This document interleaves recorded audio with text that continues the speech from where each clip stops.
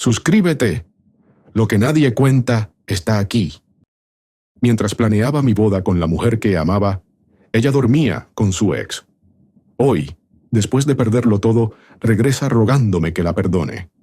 Pero ya es tarde. Lo que pasó no fue venganza, fue justicia. Me llamo Martín Rivas, tengo 32 años y vivo en Guadalajara. Durante 4 años creí haber encontrado a la mujer con la que iba a envejecer. Su nombre era Andrea. Nos conocimos en una reunión de amigos en común. Nada espectacular. Solo una charla casual que terminó en un café la semana siguiente. Desde el principio todo fue fácil con ella. No hubo juegos, ni silencios raros, ni señales de alerta. Fluimos, como si hubiéramos estado esperando ese encuentro desde siempre. Andrea tenía algo que te envolvía, no por cómo se vestía o por su físico, sino por cómo te hacía sentir escuchado, mirado, importante. Y yo, que nunca había sido de relaciones largas, empecé a imaginarme cosas que antes me parecían lejanas.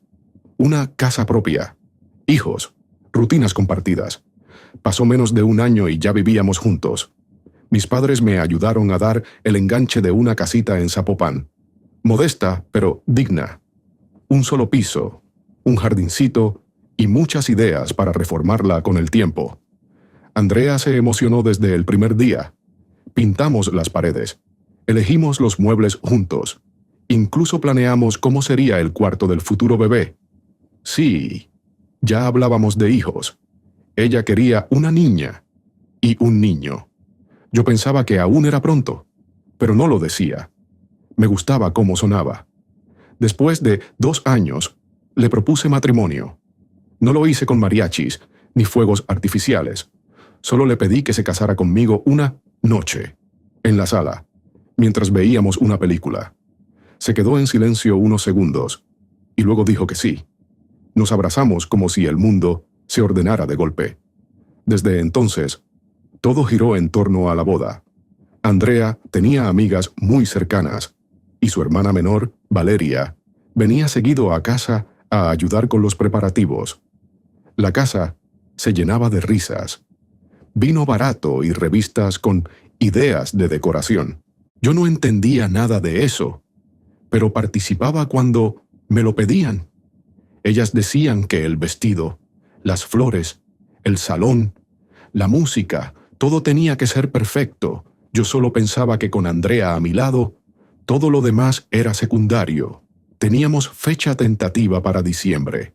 Cada vez que lo decía en voz alta, me invadía una mezcla de miedo y alegría. Nunca había estado tan seguro de algo. Mi trabajo como ingeniero me exigía bastante, pero sacaba tiempo para ayudar en lo que podía. Presupuesto, proveedores, papelería. Ella, por su parte, empezó a trabajar desde casa como diseñadora gráfica, lo cual facilitaba mucho la organización. También hablábamos mucho del futuro, de cómo íbamos a construir un segundo piso, de cuándo sería buen momento para buscar un bebé, de si adoptaríamos un perrito primero. Era una rutina bonita, esperanzadora, casi irreal. Mis padres estaban felices. Los suyos también. Todos veían una pareja estable, amorosa, con un camino claro. Y eso era justo lo que yo creía que éramos. Un domingo por la tarde, mientras tomábamos café en el jardín, Andrea me dijo que quería plantar un árbol en la esquina del terreno. Para que crezca con nosotros, dijo. Fue una frase simple, pero que se me quedó grabada. Yo no era un hombre particularmente romántico, pero con ella me sentía dispuesto a todo. Durante meses viví convencido de que estaba construyendo algo sólido, que la confianza era mutua, que las decisiones que tomábamos día a día eran reales. Lo nuestro no era una relación de redes sociales ni de apariencias. No necesitábamos demostrarle nada a nadie. Era amor del bueno, o al menos eso creía. Y por eso, cuando todo se vino abajo, no fue solo la traición lo que me rompió. Fue el contraste, el saber que mientras yo soñaba con ella Ella dormía con otro, y no con cualquiera, con su ex, pero aún no sabía nada. En ese momento, todavía vivía en la ignorancia. Aún la miraba como si fuera la mujer que me prometió una vida entera. Aún pensaba que plantar ese árbol era una metáfora de algo verdadero. El golpe no vino de Andrea, ni de una pelea, ni de una sospecha mía. Vino de Valeria, su hermana menor, una tarde en la que no esperaba nada fuera de lo común. Me llamó desde un número desconocido. Su voz sonaba tensa. ¿Puedes hablar? Me aparté del escritorio en la oficina y le dije que sí. Necesito contarte algo. Es sobre Andrea, y no te va a gustar. En menos de un minuto ya estaba de pie, con la sangre subiéndome a la cara. Valeria no era dramática. Tampoco le gustaba meterse en la relación de su hermana. Algo grave debía ser para que llamara así, sin rodeos. La vi ayer, con su ex. Se estaban besando en el estacionamiento de un hotel. Lo dijo todo de una sola vez, como quien arranca una curita rápido.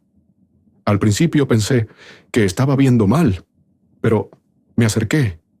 Era ella. No hay duda. Sentí que me habían tirado una cubeta de agua helada. Valeria continuó hablando, pero mi mente se quedó pegada en una sola imagen. Andrea, la mujer con la que iba a casarme, besando a otro, y no cualquier otro, a su ex. Le reclamé. Me dijo que no era lo que parecía, que no me metiera, que tú no podías enterarte. ¿Desde cuándo pasa esto?, pregunté con un hilo de voz. No lo sé, pero por cómo reaccionó. No es algo reciente. Prepárate. Va a negarlo todo. Se va a hacer la víctima. Colgué sin decir mucho más. No quería gritar. No quería llorar. No quería pensar. Solo necesitaba llegar a casa. Andrea ya estaba ahí, sentada en el sillón como si nada. Al verme entrar, se levantó con una sonrisa fingida. Me ofreció café. Me preguntó cómo había estado el trabajo, como si fuera cualquier día. Yo no dije nada. Me limité a observarla. Esperaba que soltara algo, una señal, una confesión. Pero no.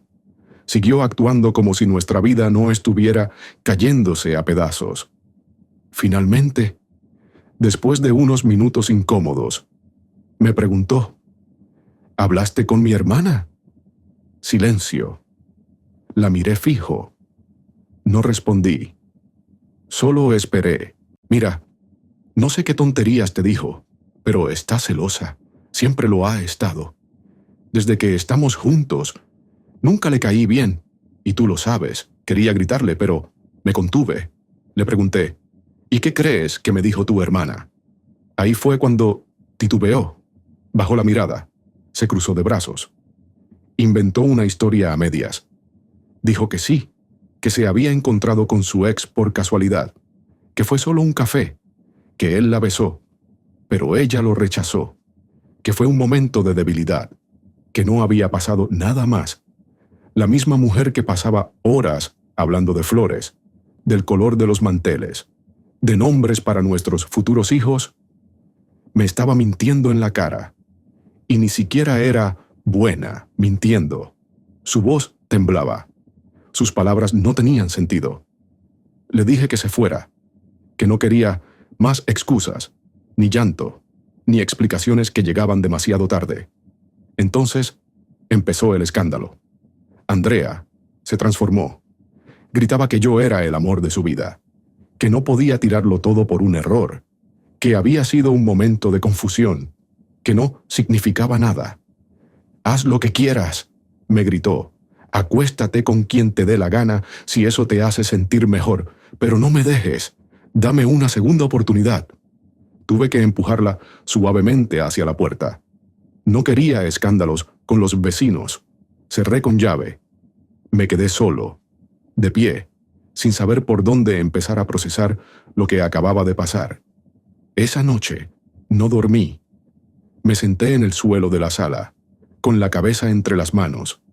Pensé en todo lo que habíamos construido, en cada conversación sobre el futuro, en cada domingo arreglando el jardín, en las noches hablando de nombres para los hijos que ya no tendríamos. ¿Cómo pudo hacer todo eso mientras mantenía una relación paralela?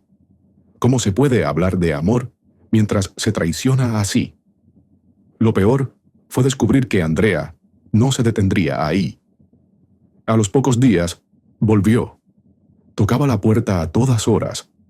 Dejaba notas. Mandaba mensajes. Habló con mis padres, con mis amigos.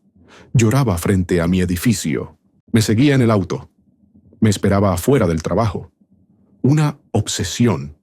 Una desesperación que ya no tenía nada que ver con amor. Era ego. Era miedo a perder una vida cómoda. Era no aceptar las consecuencias de sus actos. Y mientras ella insistía, yo empecé a reconstruirme, en silencio, con rabia, con dolor, pero sin ella, porque lo que había muerto aquella tarde no era solo la relación, era la confianza. Y sin eso, ya no quedaba nada. Pasaron algunas semanas desde que eché a Andrea de la casa, pero su presencia seguía pesando. Me encontraba con su perfume en los pasillos, con sus notas olvidadas en los cajones, con sus fotos en mi celular. Quería borrar todo, pero había algo que me detenía. Las preguntas sin respuesta. ¿Cómo había empezado esa doble vida? ¿Cuánto tiempo llevaba viéndolo a escondidas? ¿Y por qué, si supuestamente íbamos a casarnos, seguía atada a su pasado? Una noche recibí un mensaje inesperado de Valeria. Solo decía: si quieres respuestas, hablemos. Ya no puedo seguir callando. Nos vimos en un parque, lejos de todo. Ella llegó puntual, con el rostro serio. No puedo seguir viéndote destruirte por alguien que no lo merece, me dijo sin rodeos. Te dije que Andrea te engañaba. Pero hay más. Lo que me contó después no lo hubiera imaginado, ni en mis peores suposiciones. Andrea no solo se había reencontrado con su ex desde hacía meses, habían retomado la relación de forma activa. Se veían en hoteles, en su departamento, incluso durante viajes que, supuestamente, hacía con sus amigas. Peor aún, utilizaba parte del dinero que teníamos ahorrado para la boda para costear esos encuentros. Restaurantes, reservas, regalos. Vi los movimientos de su cuenta, me explicó Valeria. Una vez, la dejé sola en casa y vi los estados de cuenta en su correo, las fechas, los lugares, los montos. Todo coincidía. Me entregó una carpeta con impresiones, movimientos bancarios, capturas de pantalla, incluso un correo de Andrea a su ex, donde hablaba de aguantar solo un poco más hasta después de la boda. Planeaba casarse conmigo, pero seguir viéndolo, con mi dinero, en mi casa. En ese momento sentí que el aire se volvía más denso.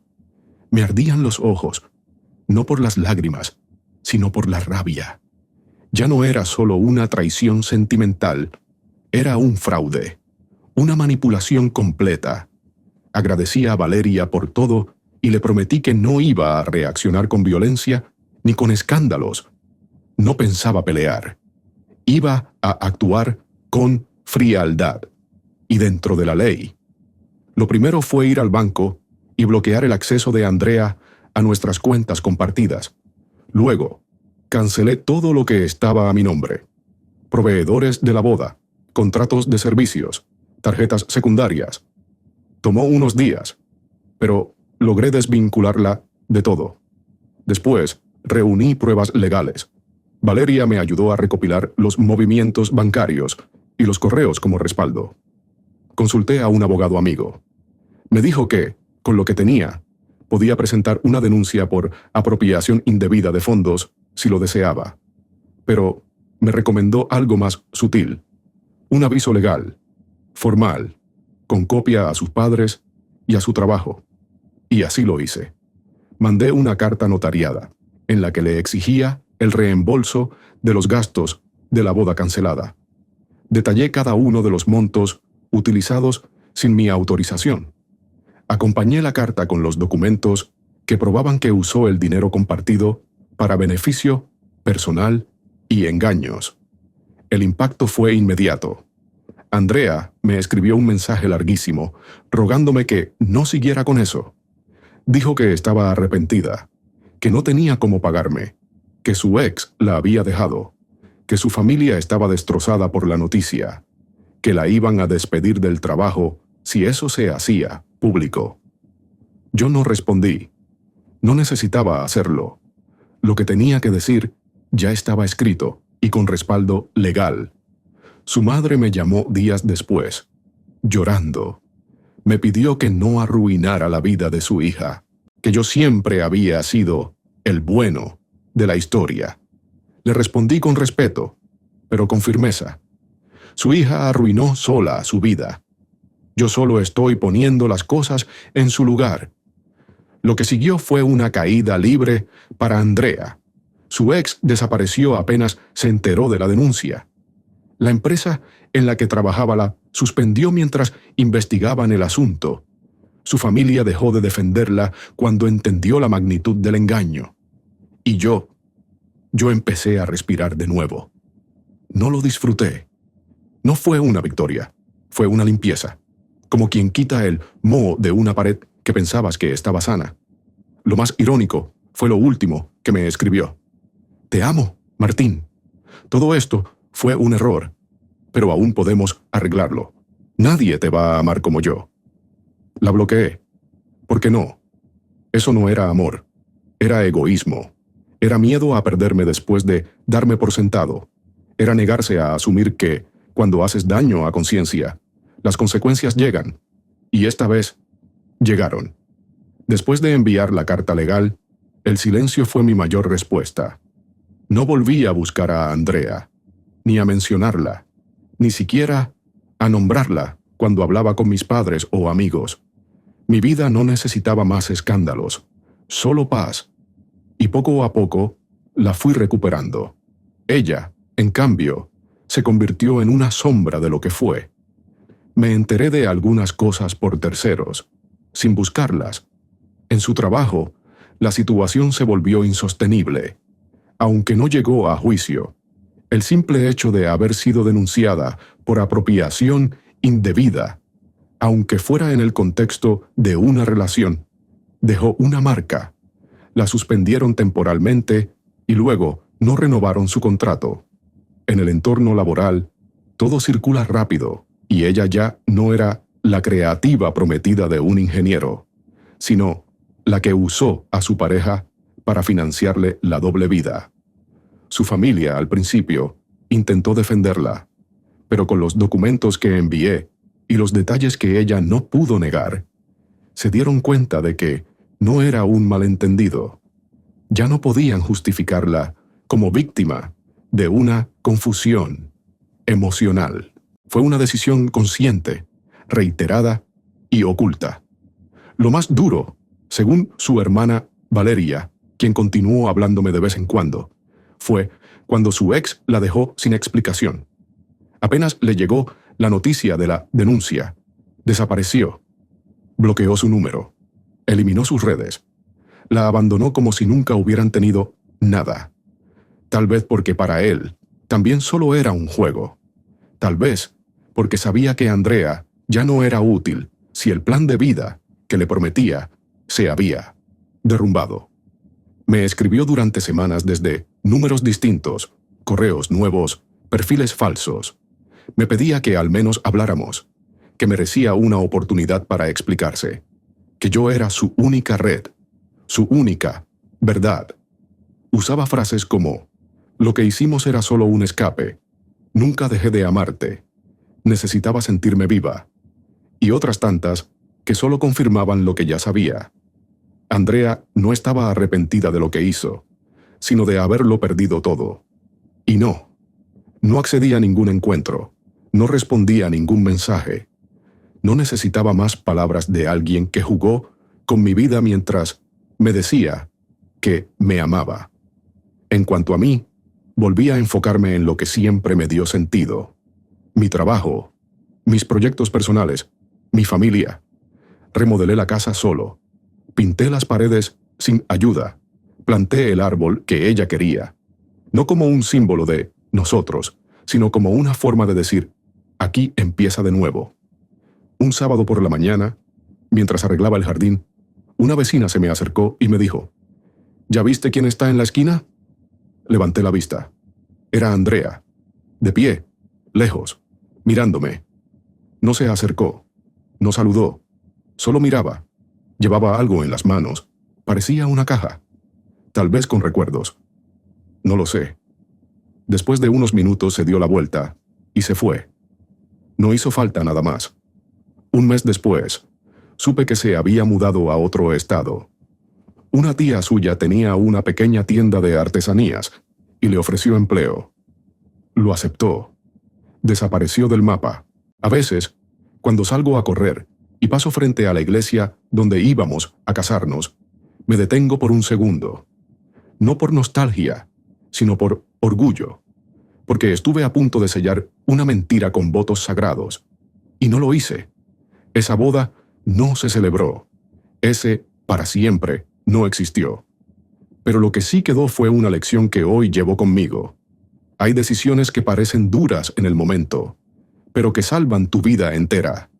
Perdonar no siempre significa volver. A veces es simplemente entender y seguir caminando en otra dirección. Han pasado 3 años desde todo aquello, y hoy puedo decir, sin rabia, sin dolor, que Andrea ya no significa nada para mí. Lo que viví no fue solo una traición amorosa. Fue una caída libre que me enseñó a mirar con otros ojos, no solo a los demás, sino también a mí mismo. Durante mucho tiempo, cargué con una pregunta absurda. ¿Qué hice mal? Esa voz interna que te dice que tal vez no fuiste suficiente, que quizás si hubieras prestado más atención, o sido más cariñoso, o más interesante, ella no habría buscado a otro. Pero aprendí que no todo lo que sucede es por una falla propia. Andrea no fue infiel porque le faltara amor. Fue infiel porque le sobraba ego, porque pensó que podía tenerlo todo sin perder nada, porque creyó que yo siempre estaría ahí, pase lo que pase, porque confundió amor con costumbre, cuidado con obligación, compromiso con comodidad. Perdonarla fue difícil, no por ella, sino por mí, porque tenía que renunciar a entenderla. Tenía que aceptar que hay gente que no actúa con lógica, ni con reciprocidad, ni con conciencia, que hay personas que destruyen lo que tienen simplemente porque no saben valorarlo. Nunca hubo reconciliación. Nunca nos volvimos a ver cara a cara. Y eso fue lo más sano.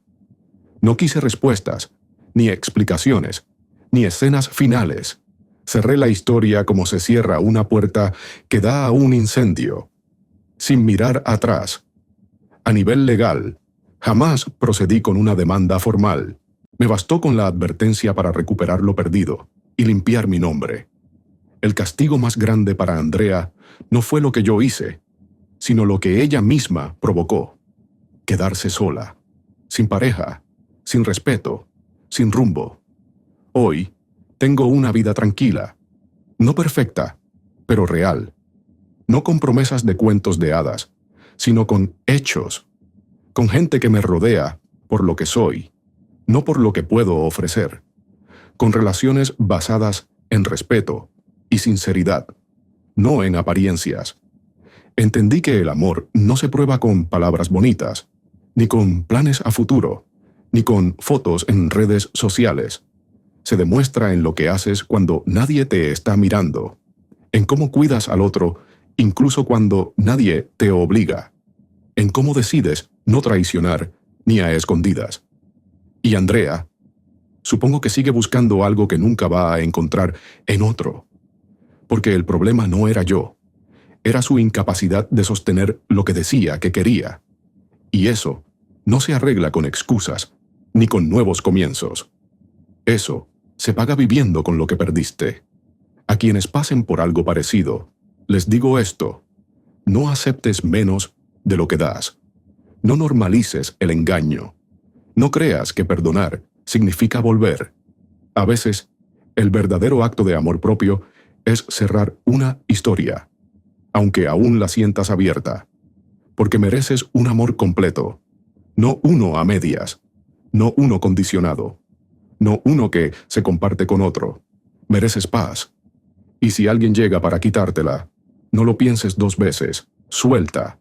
Yo lo hice, y aquí estoy, de pie, limpio, libre, y sin una gota de rencor.